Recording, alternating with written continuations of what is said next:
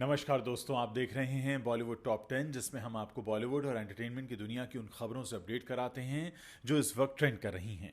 खबरों में आज बहुत कुछ इंटरेस्टिंग है, आप बने रहिए वीडियो के अंत तक हमारे साथ। शुरुआत करते हैं टॉप 10 बॉलीवुड हेडलाइंस के साथ। सोनू कक्कड़ के रिश्ता तोड़ने के 5 दिन बाद नेहा कक्कड़ ने शेयर किया वीडियो, बहन को दिया जवाब। फ्रांस के यूट्यूबर ने भारतीय रेलवे में बिताए 46 घंटे, दिखाए चूहे और कॉकरोच, बोला हो गया मेंटली परेशान, अब वापस जाना है घर। गर्लफ्रेंड सोफी शाइन के साथ बाबा बागेश्वर का आशीर्वाद लेने पहुंचे शिखर धवन, फिर साथ में खेला क्रिकेट। फुकरा इंसान की दरियादिली ने बदल दी एक परिवार की किस्मत, फैंस ने किया सलाम। दिल टूटने के बाद समझ आता है, जब शाहिद कपूर ने अपने ब्रेकअप को किया याद, बॉलीवुड की 2 टॉप हसीनाओं से लगा चुके हैं अपना दिल। हिट 3 के ट्रेलर रिलीज के बाद फैंस ने एनिमल से की तुलना, भड़के नानी ने कहा यहां सब कुछ है ओरिजिनल। इंस्टाग्राम पर फेमस होना चाहता था, सलमान खान को धमकी देने वाले शख्स की हो गई पहचान, लड़के का मानसिक संतुलन है ठीक नहीं। क्या तुलसी वीरानी के किरदार में एकता कपूर के शो में करेंगी कमबैक? स्मृति ईरानी ने इस बात का खुद ही दिया जवाब। दुनिया के 100 प्रभावशाली लोगों की लिस्ट से बाहर हुए भारतीय सितारे, शाहरुख, सलमान और आलिया भी चूके।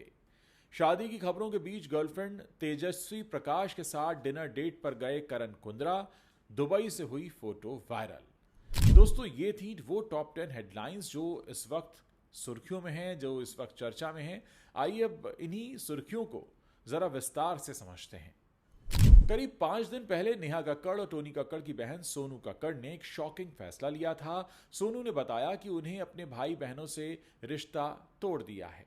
सोनू के इस फैसले के बाद उनके फैंस शॉक्ड रह गए। इस फैसले के कई दिनों के बाद सोनू की बहन नेहा ने एक वीडियो शेयर किया है। इस वीडियो में नेहा ने कुछ ऐसा किया जिसे उनके जवाब के तौर पर देखा जा रहा है। नेहा ने इंस्टाग्राम पर एक वीडियो शेयर किया है। इस वीडियो में नेहा अपने घर में दोस्तों और भाई टोनी के साथ चिल आउट कर रही हैं। वीडियो में नेहा कह रही हैं कि मैं जो भी हूं उसका बहुत बड़ा क्रेडिट टोनी भाई को जाता है, तो टोनी भाई आपके लिए। इसके बाद नेहा के दोस्त ताली बजाते हैं। वहीं दूसरी तरफ नेहा वीडियो में टैटू बनवाते और दर्द को बर्दाश्त करते नजर आ रही हैं, साथ ही हंस भी रही हैं। इस वीडियो को शेयर करते हुए नेहा ने कैप्शन में लिखा उसका रिएक्शन। नेहा के इस वीडियो पर उसके फैंस और सवाल पूछ रहे हैं। एक यूजर ने लिखा तुम यहां पर गलत हो, तुम और टोनी आज जहां पर भी हो सोनू कक्कड़ की वजह से हो, तो सारा क्रेडिट उसे दो। एक और यूजर ने लिखा जब लोगों में कोई स्किल ना हो तो वो फेमस होने के लिए ऐसे ही तरीके निकालते हैं। सभी को ट्रेन यात्रा करना काफ़ी पसंद है और इससे हमारी बहुत सारी यादें भी जुड़ी होती हैं, लेकिन आज हम आपको एक फ्रेंच टूरिस्ट के बारे में बताने जा रहे हैं जिन्होंने अपना भारतीय ट्रेन में 46 घंटों तक सफ़र करने का एक्सपीरियंस अपने यूट्यूब चैनल पर शेयर किया है, जिसे जानकर आपको काफ़ी हैरानी होगी। इस फ्रेंच टूरिस्ट का नाम है विक्टर ब्लाहो और एक यूट्यूब चैनल भी चलाते हैं ये। आपको बता दें, उन्होंने इसमें बताया है कि भारत भर में उन्होंने करीब 46 घंटे की कष्टदायक रेल यात्रा की, जिसका अनुभव बिल्कुल भी अच्छा नहीं रहा। इस सफर ने उनके शरीर को तोड़कर रख दिया है और घर लौटने के लिए मजबूर कर दिया है। विक्टर ब्लाहो ने अपने यूट्यूब चैनल पर भारत में यात्रा के दौरान मुंबई से वाराणसी, फिर आगरा और अंत में दिल्ली तक की अपनी लंबी यात्रा को चुनौतीपूर्ण अनुभव बताते हुए शेयर किया है। उन्होंने कहा कि मैंने लगभग 46 घंटे की रेल यात्रा की, जिसमें भारतीय रेलवे की विभिन्न कैटेगरीज जैसे स्लीपर और थर्ड एसी शामिल हैं। इन सब सीट्स का मैंने उपयोग किया, लेकिन पूरे सफर के दौरान मुझे कहीं आराम नहीं मिला। सफर के दौरान मुझे काफ़ी थकावट हुई, बेचैनी हुई और चारों ओर बहुत सा शोर शराबा था, जिससे मैं काफ़ी परेशान हो गया। उन्होंने ट्रेन के फर्श पर एक चूहे को भी दिखाया, उसके बाद एक कॉकरोच को भी दिखाया। उन्होंने अपने वीडियो में खुद कहा कि यह बहुत गंदा है और इसमें बदबू आ रही है। तो दोस्तों, ये है कुछ हमारे विश्वगुरु भारत की पहचान कि इस तरह से बाहर के यूट्यूबर्स आकर हमारी रेलवे का जो असली चेहरा है वो दिखा रहे हैं। क्रिकेटर शिखर धवन फिलहाल अपनी नई गर्लफ्रेंड को लेकर सुर्खियों में हैं। धवन लगभग कंफर्म कर चुके हैं कि वो सोफी शाइन को डेट कर रहे हैं। दोनों को अभी अक्सर साथ ही देखा जाता है। इस बीच धवन सोफी के साथ श्री बागेश्वर बालाजी सनातन मठ मुंबई पहुंचे और बालाजी सरकार का आशीर्वाद दिया। धीरेन शास्त्री ने पूर्व क्रिकेटर को मंच पर बुलाकर क्रिकेट में उनके योगदान और अब जरूरतमंद बच्चों की मदद करने के लिए उनकी तारीफ की। शिखर धवन के साथ उनकी गर्लफ्रेंड सोफी शाइन ने भी बागेश्वर धाम के पीठाधीश्वर धीरेन्द्र शास्त्री से आशीर्वाद लिया। धीरेन्द्र शास्त्री ने शिखर धवन को केसरिया पगड़ी पहनाकर उनका स्वागत किया। इसके बाद पूर्व क्रिकेटर ने सोफी के साथ यहाँ एक पारद शिवलिंग की भी पूजा की और शिखर धवन और धीरेन्द्र शास्त्री ने साथ में क्रिकेट भी खूब खेला। पहले धवन ने बल्लेबाजी की और एक गेंद पर धीरेन्द्र शास्त्री ने पूर्व क्रिकेटर को बोल्ड कर दिया। इसके बाद धीरेन्द्र शास्त्री ने बल्लेबाजी की और धवन की गेंद पर कुछ शॉट्स भी लगाए। बोल्ड होने के बाद पंडित जी धवन के पास गए और मजाकिया अंदाज में कहा कि ये तो नो बॉल थी, और फिर सभी ने इस मैच का खूब आनंद लिया। बिग बॉस फेम कॉन्टेस्टेंट और यूट्यूबर फुकरा इंसान उर्फ अभिषेक मल्हान इस समय फिर से सुर्खियों में हैं। हाल ही में उन्होंने एक जरूरतमंद परिवार को गिफ्ट में घर दे दिया है, जिसके बाद वो सोशल मीडिया पर तेजी से वायरल हो गए हैं। अभिषेक की इस दरियादिली को लोग बहुत पसंद कर रहे हैं और फैंस उनका खूब प्यार लुटा रहे हैं। अभिषेक मल्हान ने अपने YouTube चैनल पर एक ब्लॉग भी शेयर किया, जिसमें उन्होंने बताया कि उन्होंने एक गरीब और ज़रूरतमंद परिवार को एक नया घर गिफ्ट किया है। इस ब्लॉग में बताते हैं कि उन्होंने परिवार को सिर्फ घर ही नहीं दिया, बल्कि खाने पीने के सामान और कपड़े भी दे दिए हैं। जब उस परिवार ने घर और उनकी की गई इस मदद को देखा तो उनकी खुशी की कोई सीमा नहीं रही और उनकी आंखों में खुशी के आंसू आ गए। इस मौके पर उन्होंने अभिषेक को दिल से धन्यवाद दिया। अभिषेक मल्हान के इस तरह के मदद करने के ये जो किस्सा आ रहा है निकल के, वो पहली बार नहीं है। वो अपने यूट्यूब चैनल पर अक्सर ज़रूरतमंद लोगों की मदद करते रहते हैं। उनका मानना है कि जब हमें दूसरों की मदद करने की ताकत मिलती है तो हमें हमेशा सामने आकर ज़रूरतमंदों की मदद करनी चाहिए। वो न सिर्फ वित्तीय सहायता देते हैं, बल्कि शिक्षा और स्वास्थ्य सेवाओं में भी लोगों को मदद पहुंचाते हैं। उनका मकसद समाज में एक सकारात्मक बदलाव लाना है और ज़्यादा से ज़्यादा लोगों की मदद करना है। अब बढ़ते हैं अगली खबर की तरफ। एक्टर शाहिद कपूर और करीना कपूर की लव स्टोरी और उनके ब्रेकअप की बात से कोई भी अनजान नहीं है। एक वक्त था जब ये दोनों एक दूसरे पर जान लुटाते थे।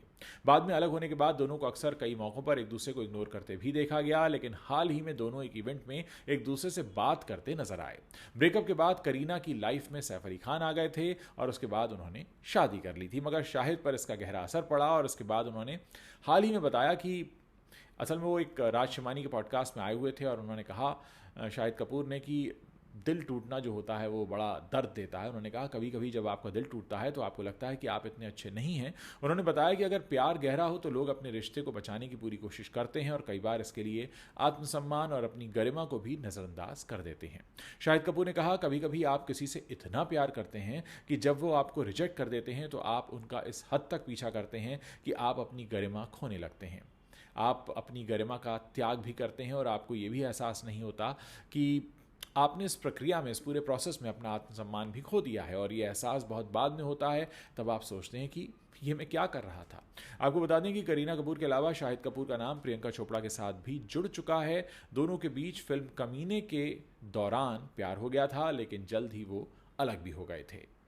निर्देशक शैलेश कोलानू की upcoming film hit the third case in दिनों चर्चा में है। फिल्म का फैंस भी बड़ी बेसब्री से इंतजार कर रहे हैं। वहीं मेकर्स ने इस फिल्म का जो एक्शन से भरपूर ट्रेलर है उसे रिलीज किया है, लेकिन ट्रेलर सामने आने के बाद अब लोग फिल्म की तुलना रणबीर कपूर की फिल्म एनिमल से करने लगे हैं, जिस पर अभिनेता नानी ने चुप्पी तोड़ दी है। दरअसल इस मूवी में अभिनेता नानी ने एक मुख्य भूमिका निभाई है और उन्होंने अपने सोशल मीडिया हैंडल पर ट्रेलर का लिंक शेयर करते हुए कहा कि चलो 1 मई को हमारी पसंदीदा जगह पर मिलते हैं, थिएटर। हालांकि आप देखेंगे कि इस फिल्म में नानी का जो कैरेक्टर है वो काफ़ी उग्र है और बड़े हिंसक लुक में वो नज़र आ रहे हैं। ऐसे में कुछ लोग इसकी तुलना एनिमल, किल और मार्को जैसी फिल्मों से कर रहे हैं। हैदराबाद में ट्रेलर लॉन्च के वक्त नानी ने कहा कि फिल्म में हिंसा का मिश्रण होगा, जिसे बहुत ही हमने सहजता से दिखाया है।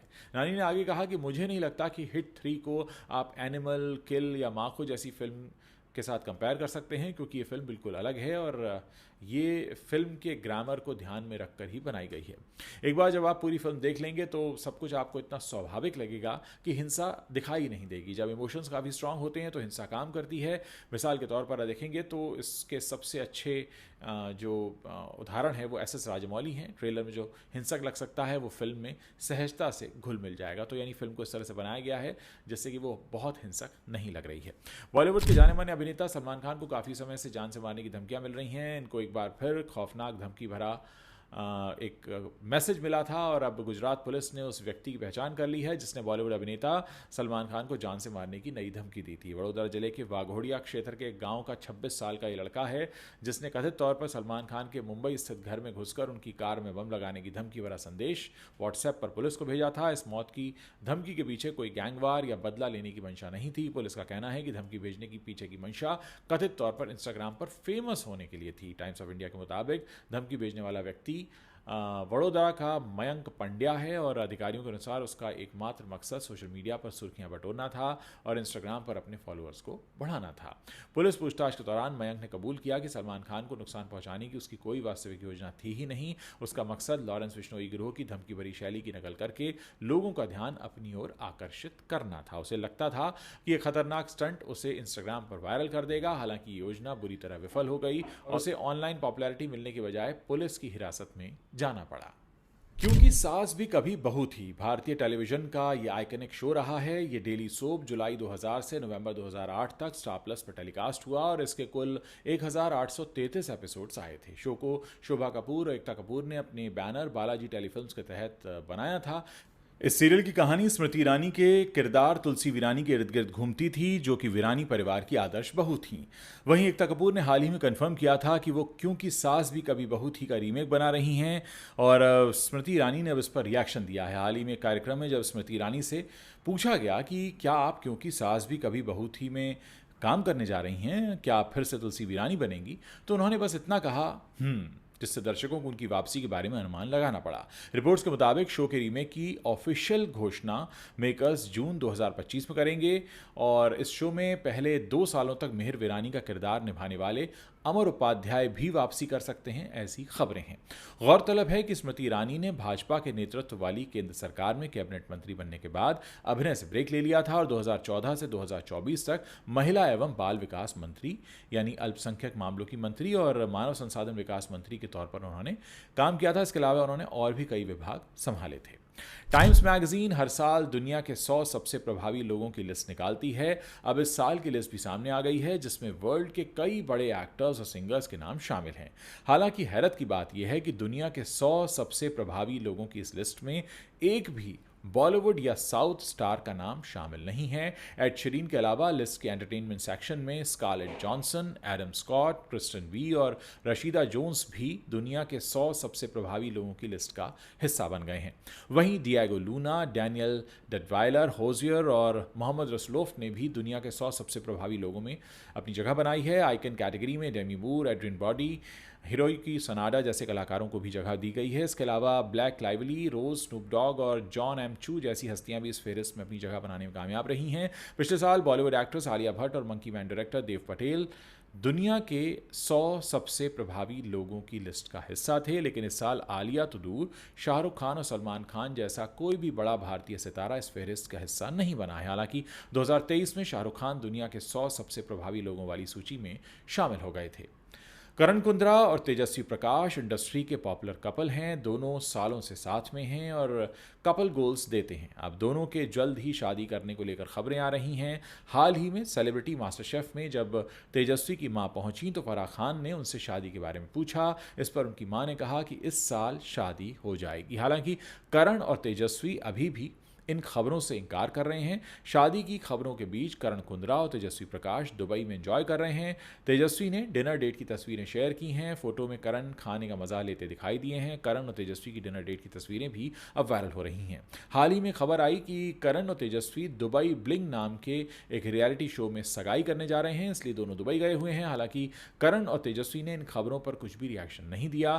करण और तेजस्वी की बात करें तो वो बिग बॉस के घर में मिले थे, वहीं से उनके बीच प्यार हुआ। दोनों ने शो के अंदर ही अपने प्यार का इजहार किया। शो से निकलने के बाद भी दोनों साथ में हैं। तेजस्वी करण के साथ लिव इन में रह रही हैं। दोनों हमेशा एक दूसरे को सपोर्ट करते नजर आते हैं। करण को तेजस्वी के शो सेलिब्रिटी मास्टर शेफ में भी देखा गया था। तो दोस्तों, ये वो 10 बड़ी खबरें हैं जो एंटरटेनमेंट की दुनिया की हैं और इस वक्त इंटरनेट पर छाई हुई हैं। उम्मीद है आपको वीडियो अच्छा लगा होगा और इसे आप अपने दोस्तों के साथ शेयर जरूर करेंगे।